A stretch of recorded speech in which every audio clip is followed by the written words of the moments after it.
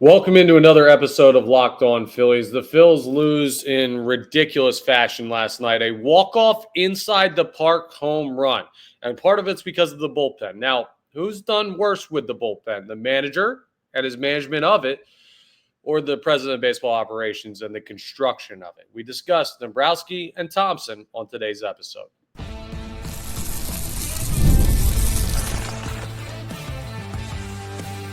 You are Locked On Phillies, your daily Philadelphia Phillies podcast.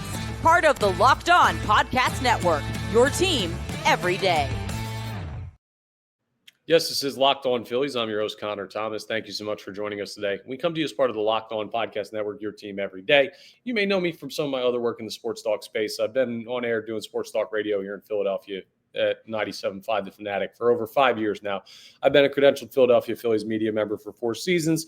This is now my 4th year as the host of Locked On Phillies. Please make sure that you're rating and reviewing. If you're checking us out in podcast form, you can get us wherever you get your podcasts. We're also available on YouTube. And if you're doing that, hit the subscribe button on the Locked On Phillies YouTube channel. It's free and easy. It'll get you notifications when new episodes are posted.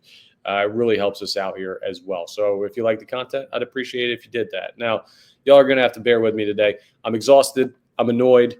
Everything. If you're not familiar with what I do at The Fanatic, I'm on our morning show, which means I'm up at 4 a.m. every day. So these West Coast trips are tough considering the games are getting done past midnight Eastern Standard Time. So I'm getting like 4 hours of sleep or whatever. So it is what it is. Don't cry for me. My job's to watch and talk about baseball. Okay. So there are tougher things to do for a living. But if I sneak in a yawn today, it's because I'm either tired from last night's game or tired of the Phillies pulling this crap with the bullpen. It was a miserable night last night in a game that the Phillies looked like they had. And we'll talk about the game. We're also going to get into a conversation about the trade deadline. If you could only make one move, bullpen arm or righty bat, which would it be? You may get an idea of what my answer is going to be from this first segment we do. And today in the series ender in San Francisco, even though the Phillies have already lost the series, they can salvage a game. But Jesus Luzardo has a really big start. So we're going to talk about what that means for the perception of Luzardo in his final start before the All-Star game, which is later on this afternoon, 3:45 p.m. first pitch. But let's start with last night. Laying out what happened, Taijuan Walker actually gave you a really good start, all things considered, filling in for Mick Abel, who was sent down. He gave the Phillies all that they could expect and then some. And the bullpen was solid for the first 8 innings. And then, well, everything fell apart. The Phillies' offense was quiet, actually, for a lot of the game, too. But Otto Kemp ended the runners in scoring position drought at 0 for 26 with an RBI single to left. Kyle Schwarber put a ball into McCovey Cove, which was awesome late in that game. And you're like, okay, that's the blow, right? It's 3-1 Phillies. You got to get 6 outs. Can this bullpen just find 6 outs? Possibly, because you'd already gotten a lot of work out of technically bullpen guys from the start. It was basically a bullpen game with Taijuan Walker shifting out of the pen to make the start. So I was holding out hope, and unfortunately it goes terribly. Now, there are conflicting ideas about whether or not a Ryan Kerkering was available. I read an article in the Philadelphia Inquirer that says Kerkering was unavailable.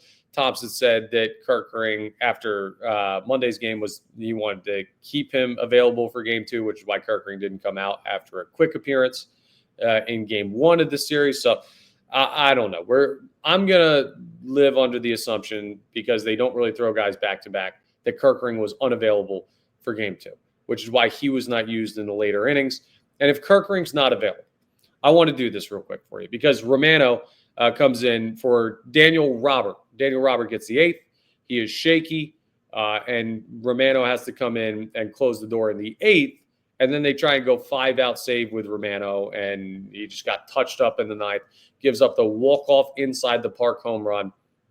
And that was just, it was miserable to watch. I'm sure it was elation for Giants fans, but I've never seen a game end like that. I've never seen a bounce taken like that out there in San Francisco, where it hits like the top of the wall, where it kind of angles into the stands, not a home run on the field, but then bounds away from everybody because it basically hit an angled cement wall. And I don't even know what to tell you. The Phils are finding new ways to lose baseball games, and their record isn't bad, and they're tied for first in the NL East. And Like this isn't like, oh, the season's over, right? But my God, was that a bad way to lose a baseball game? There's a lot that goes into it, right? The thought that you had it, the bullpen blowing it, the manager not doing a great job of managing the bullpen because I didn't like Daniel Robert in the 8th inning of that game, right? I didn't like that one bit at all. I didn't think that was a spot for him in a 2-run game. But here's what I want you to think about, right? So I'm going to run through the pitchers currently available on the Philadelphia Phillies roster. All right, these are the guys that Rob Thomson has at his disposal. Now, you can't count Zach Wheeler, can't count Ranger Suarez, can't count Christopher Sanchez, can't count Jesus Luzardo, and we'll just take Taijuan Walker off the list for the time being because he started yesterday's game. So those are your 5 starters: Wheeler, Walker, Suarez, Sanchez, Luzardo. Outside of those guys, here are the arms on this baseball team that throw out of the bullpen. Matt Strahm. I mean, he's been solid. He was an all-star last year. He hasn't had his best year, but he's still like, you could throw him in the 7th, 8th, or potentially even 9th inning. Joe Ross, major disappointment, practically unusable in big-time leverage situations. Daniel Robert, practically unusable in big-time situations. He got his opportunity last night. He did not look ready for it whatsoever. Max Lazar actually hasn't been terrible lately, but if you feel comfortable with Max Lazar in the 8th or 9th inning of a close game, I'm not with you on that. Jordan Romano has had really good stretches this year, has had really bad stretches this year. Not reliable enough to say I can hand the ball to him every 9th inning and feel good about my chances. Ryan Kerkering, again, really good stretches this year, questionable stretches this year. I like Kerkering a lot, but he's still young. He's still developing. He's still trying to figure out what he is at the major league level. That's not a guy that's a true closer yet. He's a guy that can be a high leverage reliever, but he's not this proven lockdown guy. Seth Johnson, good stuff. Been up and down from the minors this year. He's not a true mainstay of this Phillies bullpen.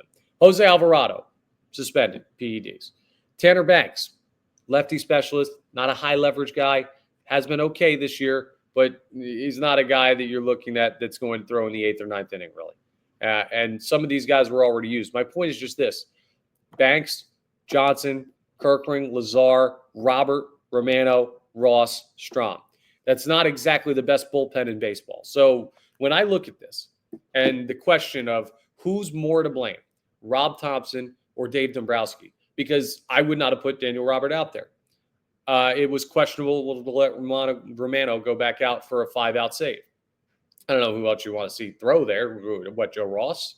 Like, no, but maybe you force Kerkering to go, but you don't want to burn the guy out. Either way, like, I think Rob Thomson made a bad decision to put Daniel Robert in that game, and it led to having to use Jordan Romano early, and then it led to Jordan Romano trying to get a 5-out save, and it ended up with the game being lost. But what I will say is Dave Dombrowski is much, much more to blame to this situation because I just ran through those names.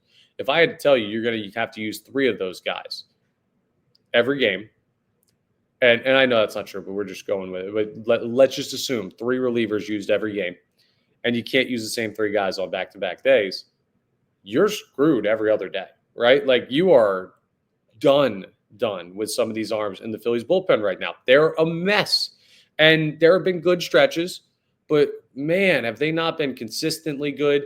And when they've been bad, they've been real bad. So it's on Dombrowski for letting guys like Carlos Estevez and Jeff Hoffman walk. Now, I talked about it all offseason. I want one of those guys back. I'd take both of them back. They didn't take either of them back. The Hoffman thing I can understand because of the physicals. The Estevez thing, I don't know, man. Like, you're going to have to explain that to me because the fact that you let both those guys walk and your solution was Jordan Romano seems negligent right now with what we've seen so far this season. Not that because earlier in the year it was I want Jordan Romano off this baseball team. I'm not there, and I'm not going to do that to him after last night, even though he didn't have a good performance. I think he's a usable piece in the postseason, but he certainly is not what Jeff Hoffman and Carlos Estevez were for this team last year, right? You have not filled that role, and you haven't had somebody to fill that role all year, and that's a major issue. And that falls more on the president of baseball operations for not giving his manager enough to work with. You can't blame the chef if the ingredients he has to cook with are crap. Now, if he burns everything anyway, then you can blame both of them. And this is not a Rob Thomson is faultless conversation. I thought he managed the bullpen poorly last night. And I'm still a little annoyed with him not getting run from game one of the series when Phil Cuzzy was making sure that the Phillies did not have as good of a chance as they should have to win that ball game. So not a banner series for Rob Thomson. I'm a pro-topper guy, but man, have I not liked what he's done out in San Francisco this series. And a lot of people are getting on him, rightfully so. I just go back to the source when it comes to these conversations, and that is Dave Dombrowski not doing enough to build this bullpen. Now, on air at the Fanatic this morning on the radio show, we had somebody text in and say, both of these guys need to be gone at the end of the season. Slow your roll a little bit. If Dave Dombrowski nails the trade deadline, he's not going anywhere. If Rob Thompson's team advances to like the NLCS or the World Series, we're not going to be running him out of town, right? So it is too early to say both of these guys need to lose their job. And I saw someone comparing them to the Nationals. The Nationals fired their GM and manager. Why can't we? The Nationals stink, all right? You're a playoff team. You're leading your division. I'm not saying the Phillies are World Series winners right now, but I am saying they're not in fire their manager territory of bad. But it was just a miserable night last night. I blame Dombrowski more than Thomson. I've heard some people blame Thomson more than Dombrowski. So we'll see what you say in the comments. But those are my thoughts on it. I think the president of baseball operations, though, has his work cut out for him ahead of the trade deadline. And because of that, it's the perfect time to bring up this Sophie's choice scenario for you that I don't know that there's a right or wrong answer to, but I have my preference. If you had to pick one move for the Phillies at the trade deadline, what position would it be at? There are two main options, and I'll lay out the benefits and downsides of both, and I'll tell you what I will choose as we continue today's episode of Locked On Phillies. Let's talk about open phone first, because if you're running a business, you know that every missed call is money left on the table. Think about the last time you had a service emergency, like a burst pipe. Maybe your toilet doesn't work or something. You call your first plumber, right? And you look up the number, you call, ring, ring, ring, goes the voicemail. What are you doing? Are you just waiting for that person to call you back? Or are you calling a different plumber because you have an emergency? Exactly. That's why you're having a reliable business line is so important. And that's why Open Phone is so important for you. Open Phone is the #1 business phone system that helps you streamline and scale customer communication, all from an app on your phone or computer. Did you juggle two phones just to keep business and personal calls separate? That happens, right? If you run a small business or you run your own business, well, Open Phone has solved that instantly. Your whole team can share one number and respond to customers like a shared inbox. No more, who's handling this? And the AI agent handles after-hours calls, answers common questions, and captures leads so that you never miss a customer again. Plus, Open Phone is offering Locked On Phillies listeners 20% off your first 6 months at openphone.com/LockedOnMLB. That's Open Phone, OPENPHONE.com/LockedOnMLB. And if you have existing numbers with another service, Open Phone will port them over at no extra charge. Open Phone, no missed calls, no missed customers. Check them out at openphone.com. So I had this debate with multiple people before I figured I'd bring it onto the podcast here, because I wanted to kind of test run it a little bit and see if there was a strong enough argument on either side. And I think that there is, but I'm certainly picking one over the other. Here's the situation. It's the trade deadline. You're Dave Dombrowski, and you get told, hey, you can only add a top level bullpen arm. We're talking Aroldis Chapman. We're talking Yohan Durant. We're talking Mason Miller. We're talking these guys that are monsters of back ends of bullpens. Felix Bautista from Baltimore. Those are the caliber of guys we're talking. Or you can add an impact right-handed bat to this lineup. Now, I don't have great examples of those because there aren't that many out there. But let's live in a world where there is, where some guy becomes available. You never really know who's willing to trade who, depending on what the pieces are that would be in the trade and what the situation is for the team's prospective contention. So let's say that there is an impact righty bat, like Trey Turner Part 2 type of guy. Now, I'm not saying he has a bad year this year. I'm just saying, like, Trey Turner is leading the National League in hits. He's the best right-handed hitter on this team right now. Like, that level of hitter or a all-star level hitter from the right side, which one are you picking and why? I think it's a great, great question because it really forces you to consider what the bigger issue with this team is. Now, I just spent the entire first segment losing my mind on the bullpen when the offense only scored 3 runs and they were very, very quiet again with runners in scoring position. So you would think that I would lean towards the bullpen. Well, the upside of a righty bat is you have a rotation that can carry you through probably 6 or 7 innings of playoff baseball with Wheeler, Sanchez, Suarez, maybe Luzardo, maybe Painter, maybe Abel, maybe Nola, who knows. But you have enough that you can make that work with those guys. So you piecemeal together a bullpen that gets you 6 outs. You use your big-time arms and you burn them out because in the postseason, well, you need guys to go. There is no, like, resting every other day just because you threw. There are also more gaps in between the games, so you have more time to rest, so guys are more available. And you try and create, like, 5 to 6 runs a game so that there's no way the bullpen can blow it. Here's where you're wrong there if you think that, because the bullpen can blow it and has blown it. And we've seen it with better bullpens. I still think pitching is king in October. And the Phillies bullpen, I don't feel good about them at all. Here's basically how I look at it. If you're looking at the lineup or the bullpen, because some people who are pro at a righty bat might say, well, this lineup without it will not create enough runs for you to win, and it doesn't matter. And you'll lose games like 1-0, and because Zach Wheeler gives up 1 run, you can't scratch enough across. Let's look at it this way. The big 3, right, on either side of this argument. The big 3 in the lineup are Kyle Schwarber, Trey Turner, Bryce Harper. Yes, still Bryce Harper, even though he hasn't hit much since coming back from the wrist injury. The big 3 in the bullpen are Orion Kirkring, Matt Strahm, and Jordan Romano. Now, if you had to rest your World Series hopes on one of those trios, which would it be? Because I'm taking the former MVP, the former all-MLB shortstop who's leading the National League in hits, and the guy who has the 4th or 5th most home runs in baseball.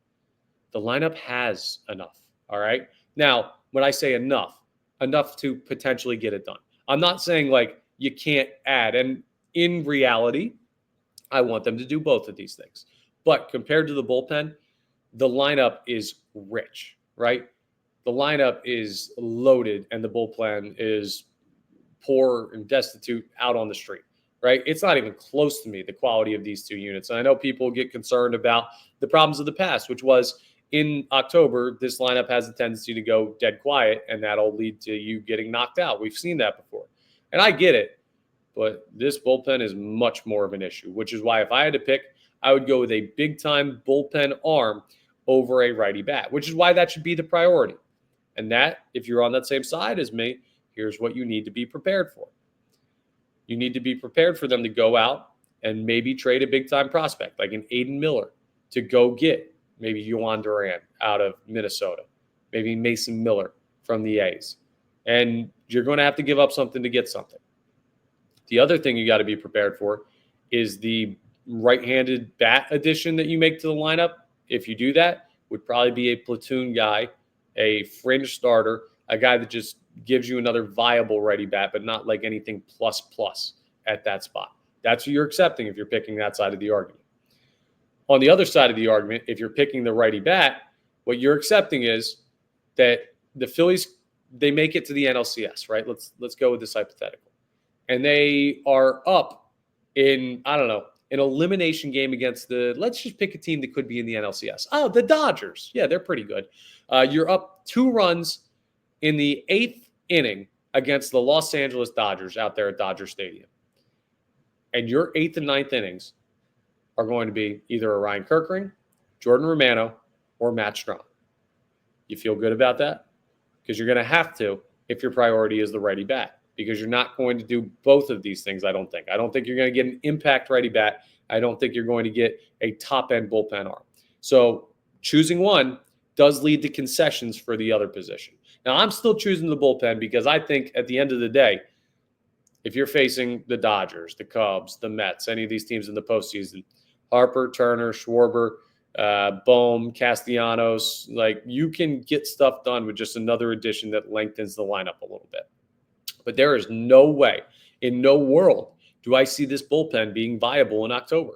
I don't. You're not winning a World Series with the bullpen as currently constructed. Now, could it get better by starters moving into the bullpen? Yeah, and that'll be something we talk about later on in the season. But in the immediate future, the trade deadline, which comes up on July 31st, prioritizing the bullpen is the right call, in my opinion.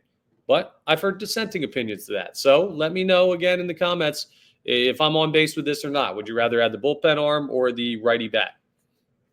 I'm taking bullpen arm 10 times out of 10. I'm not even thinking twice about it because I have to rely on the lineup more than I rely on the bullpen. And that's just kind of where I'm at. And I think we've seen good enough stretches from this lineup in past years. We have not seen good enough stretches from the guys in this bullpen. Coming up next, a guy that, I don't know, maybe he does end up in the bullpen. Jesus Luzardo has been a little bit shaky lately. A little bit of mechanical questions, some command issues. He's got a big start today, both in perception and reality, because of what could be coming post-All-Star break. We will talk about it as we wrap up today's episode of Locked On Phillies.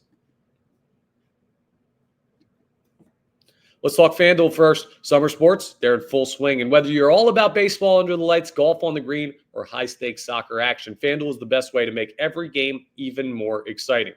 You're already following the action. You're watching the games. You're staying up late, even when the Phils are on the West Coast. Well, why not make it a little more thrilling?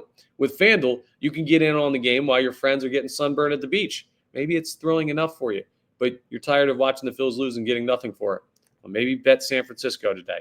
Who knows? Hedge your bet, hedge your emotions a little bit. There's a lot of ways to have fun betting with FanDuel. I've been using FanDuel to track my favorite matchups, and the app keeps it fresh with new daily promotions and fun ways to bet. It's really easy to use.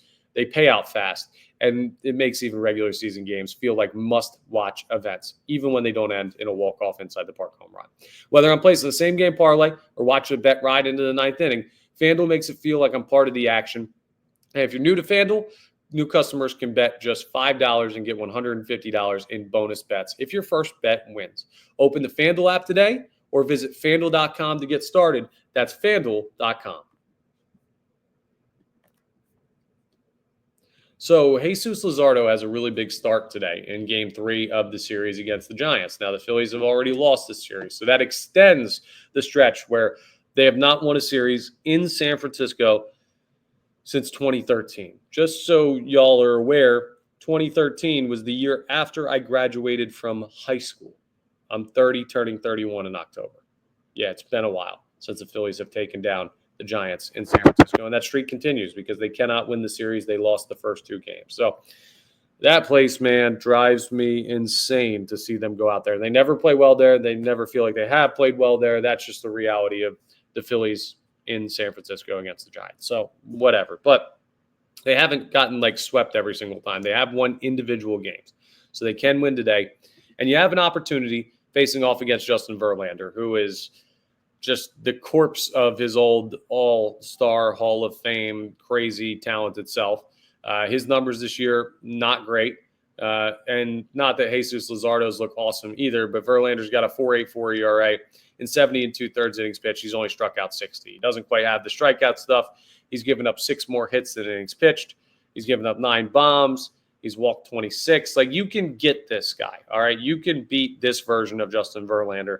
And it's a righty, so Phillies can get their lefties in there, which is the lineup that they like better. But the guy I'll be focusing more on the mound is Jesus Luzardo. So remember, he was having the issue with tipping pitches. And to remedy that, they had him come set with his glove a little bit higher and a little bit more into his chest. Now, to the average person, where he holds his glove before he throws might not seem like a big deal. But for a pitcher who's had a certain mechanical sequence during his major league career, and probably for a lot of his life, where you're set can change your arm action, can change your balance, can change a whole lot of stuff. So it can throw you off mechanically. And it seems like he's a little off mechanically, which has led to lack of command. We've seen that from him the last couple of times out. And this is a very important start for a couple of reasons. Well, one, you expect him to be able to, against a team like the Giants, who have not been great offensively in this series, you expect him to be able to go out there and have some success. We're also still trying to determine who he is as we draw closer to the trade deadline. Not that he's going to be moved at the deadline, not that he's going to open up the spot for a starter to be traded for. The Phillies aren't trading for a starting pitcher at the deadline. They don't need that. But when the deadline comes, it leads to a lot of roster change, right? Whether you're the guy being traded, whether they're trading for someone at your position or not, it's just kind of, it creates more movement. So if his spot is in any way up for grabs, this is the time of the year where you start to try out some stuff for the stretch run before you get into late August and September, where these games really matter and you've got to gear up for the postseason. You're also heading on a break for a little bit. This is your last start before the All-Star break. And when you have this, even though it's not the halfway point of the season, the All-Star break is like the bookend of the quote-unquote first half of the year for a lot of baseball fans. And this is your last impression before you get a long stretch, right? He won't throw again until the second game back against the Angels. His spot in the rotation at least won't be until that. We'll see how the Phillies set up their rotation coming out of the All-Star break, because they may reset it.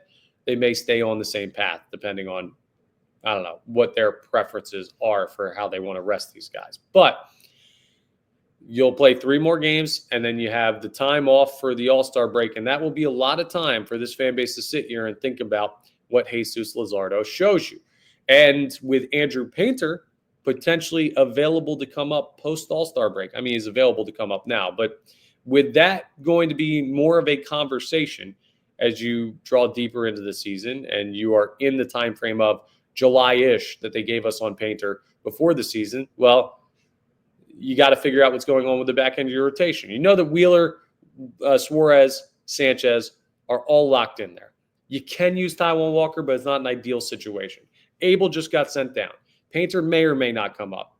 Luzardo is kind of the guy that's holding this together by strings, where you know you got 3 guys, but if you get 4, 5, and 1, or 3, 4, and 5 in your rotation in a series, if 2 guys got to throw, and it's who's ever in the 5th spot, who is not reliable right now, and Luzardo is not reliable, it really changes the dynamic of this rotation. And it also changes the dynamic of how people are going to start looking at the playoff rotation, because you can survive with 4 guys. You can't with 3, or at least it becomes very difficult to do it with 3. So it's a big start in a spot where Luzardo can either show you, hey, I'm going to have my rough days, but more often than not, I'm going to be able to get the job done in a great way. Like, I'm more like the pitcher you saw the first couple of months than I am the guy that's gotten shelled a couple times and has had command issues. Or he's going to show us he is that guy. And then we're going to have a conversation tomorrow about, what is this rotation? Are they as good as they looked? Are they starting to fade? There are questions about Ranger Suarez with his velocity down, and the Phillies are being cautious with how much they're using him. So if Luzardo falls, right, he's like a line of defense from this rotation, going from great to just good. And just good with the way this team is playing is not good enough. The rotation has to be their strong point. So what he does today will be a really big part of how he is perceived by this fan base for the next couple of weeks. And they are a very important couple of weeks for us to evaluate what this team is. And it's important for Dave Dombrowski too. He wants to see his team playing well. So he feels good to go all in on this trade deadline, or more in on this trade deadline than he has in the past. He may have already made that determination, but he's going to watch these games. He's going to get this feedback. And if Luzardo starts to struggle, well, then you have more questions, more doubt pop into your head, whether you're the president of baseball operations, the manager, the player himself, the fan base, all parties will have more doubt if Luzardo doesn't go out there and give you a solid performance, especially considering Sanchez gave you one Monday, Walker gave you one Tuesday. So the bar is set pretty high, but the Giants aren't swinging it all that well, so it should be. So we'll see. Luzardo will be the biggest guy that I am watching. I'll also be watching Bryce Harper again, as we always are, to see if he has an extra base hit in him against righty Justin Verlander. He's seen Verlander a good amount, so should be familiar enough. I mean, all of these guys have pretty much seen Verlander. He's been around forever and pitched against everybody. So can the Phillies create a little more offense? I would like to set the bar of, like, score 5 runs in the game, and I would like Luzardo to give us 6 innings of 2 earned or less. Those are the expectations for the game today. And hey, maybe, I don't know, somebody else goes yard. Maybe Turner or Castellanos go yard to add something from the right side. That's what we're watching for. And man, thank God at least we're not staying up till 1 a.m. to watch them if they do indeed lose today. You can get your beauty rest. God knows I need mine. That's all for today's episode of Locked On Phillies. We'll be reacting to the series in general tomorrow. It's also an off day, so a standings check-in, our final standings check-in before the All-Star break. And hopefully we'll be talking about some good stuff and not just the new crazy way the Phillies have found to lose ball games.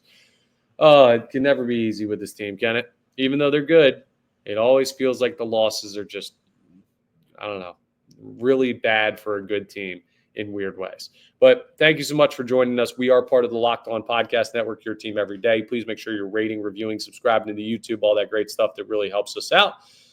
And I will talk to you next time on the next episode of Locked On Phillies.